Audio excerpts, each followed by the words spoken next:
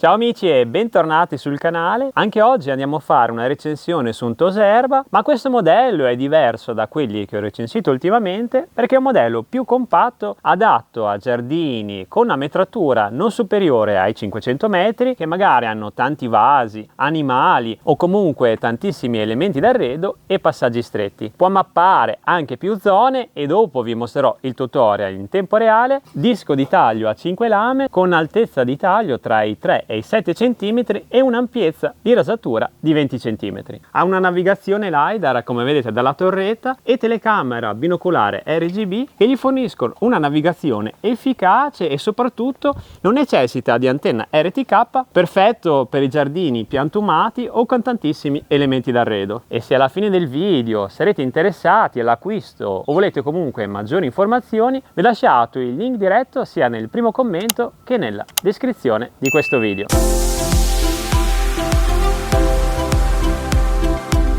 Qua abbiamo il tasto stop di emergenza, ben schiacciabile perché è di grandissime dimensioni, il pad completamente impermeabile col tasto di ritorno alla stazione, il tasto di accensione e spegnimento e il tasto di avvio. Ci sono anche tutti i LED, wifi, emergenza e la connessione 4G, il livello della batteria, il sensore della pioggia, la super torrettina LiDAR e qua davanti abbiamo la telecamera binoculare HDR che riesce ad avere una visione di ben 150 gradi. Qua ci sono i due connettori per la ricarica, beccatevi le ruotone che riescono a fargli superare ostacoli anche fino a 4 cm, ce ne sono due omnidirezionali nella parte anteriore, due di diametro maggiore nella parte posteriore da cui prende la motricità e sono anche super tassellate per avere un ottimo grip anche in giardini non perfettamente regolari e sopra le ruote motrici è stata posizionata la batteria così da aumentare ulteriormente la stabilità. E ovviamente plug and play, vi basterà posizionare la base di ricarica,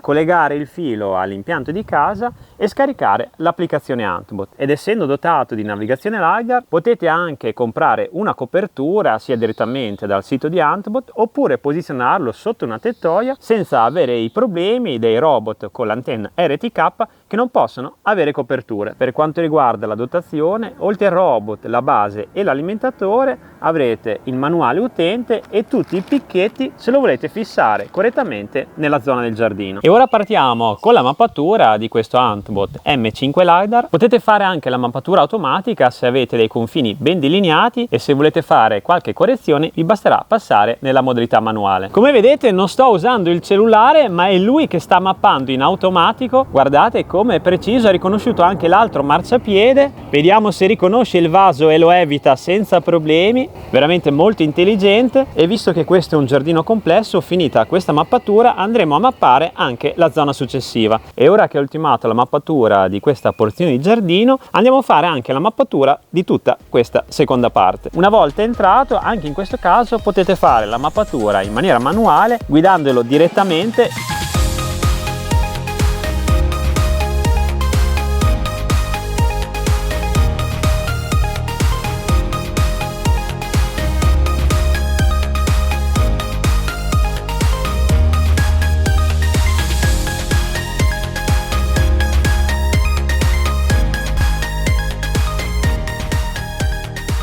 E guardate come ha creato da solo il ponte di collegamento per tornare alla zona 1, per cui l'applicazione di Antbot mi ha stupito e devo dire che è semplice da utilizzare, ben strutturata. E ora che abbiamo completato la mappatura siamo pronti a vedere come si comporta per quanto riguarda la rasatura. Sta procedendo col taglio a serpentina, arriva esattamente a pochi centimetri dai vasi per poi tornare indietro. La rumorosità non è affatto male, secondo me a occhio inferiore ai 60 decibel, nonostante l'erba sia parecchio alta perché volevo metterlo in difficoltà. Non sembra avere problemi di trazione. Guardate come riconosce il tombino e lo sta circonnavigando, e la telecamera RGB è perfetta anche se avete tombini o magari alcune zone ciottolate all'interno del giardino. Guardate come si sta avvicinando sia ai vasi e alle rocce dell'aiola.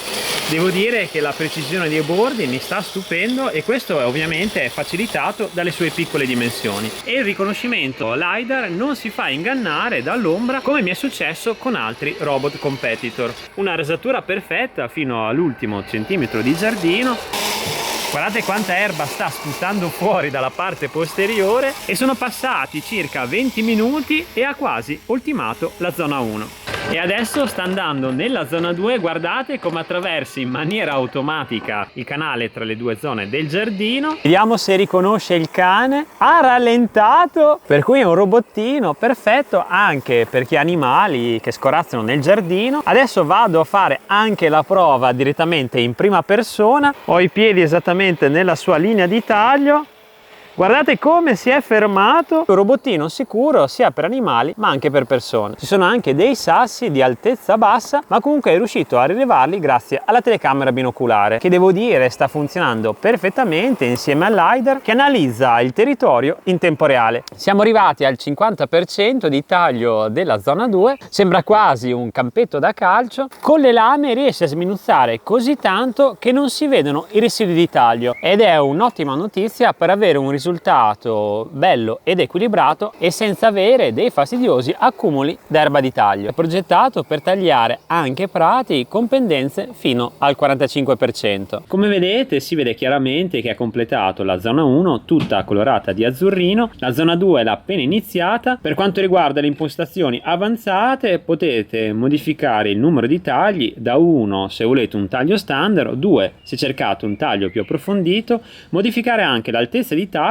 come vi dicevo durante l'introduzione da 3 a 7 cm. Il taglio della zona 2 lo vado a impostare a 4 cm. Vi consiglio di fleggare il taglio dei bordi se volete una rasatura ordinata come quella che avete visto nella zona 1. Cliccando sull'editing della mappa potete aggiungere ulteriori zone, modificare i confini e aggiungere delle zone di non rasatura. E ora andiamo ad analizzare le impostazioni avanzate. Potete programmare il programma di taglio, scegliere sia l'orario che il giorno durante la settimana. Se volete farlo tagliare mentre siete a lavoro potete farlo tagliare dal lunedì al venerdì, se lavorate invece nel weekend potete farlo tagliare di sabato oppure di domenica. Vi consiglio di attivare la modalità di taglio vicino alla mappa perché una volta che avrà ultimato la rasatura il robottino taglierà perfettamente anche i bordi della stazione di ricarica. Potete attivare il controllo manuale come avete visto durante l'introduzione e il sensore della pioggia, un accessorio integrato molto utile che fa tornare il robottino alla base in caso di temporali o maltempo. Potete modificare tra alto, medio o basso la sensibilità del rilevamento. Io vi consiglio di lasciare in medio dato che è già sufficientemente preciso. L'impostazione di rete per collegarlo al vostro wifi di casa, anche se lui ha già una connessione 4G gratuita per i primi 3 mesi e potete riattivare in modalità pagamento, ma devo dire che se avete una buona connessione wifi per me è più che sufficiente. E concludendo questo tour delle impostazioni vi consiglio vivamente di attivare gli aggiornamenti automatici. Beccatevi come adesso pulisce anche i bordi della base. Non è così scontato avere questo tipo di taglio in tutti i toserba, per cui non solo sarà perfetto nel taglio dei bordi ma anche nei tagli vicino alla base. Infatti guardate come ha rasato perfettamente il contorno, ha ultimato il taglio e adesso sta tornando direttamente la base. Guardate già una prima impressione delle due zone del giardino. Devo dire che i confini li ha fatti veramente bene, spero che si veda dalla telecamera. Mi avvicino anche all'aiuola, considerato come zona non di taglio. Durante la rasatura non ha mai rischiato di picchiare contro i sassi, ma comunque ci è andato abbastanza vicino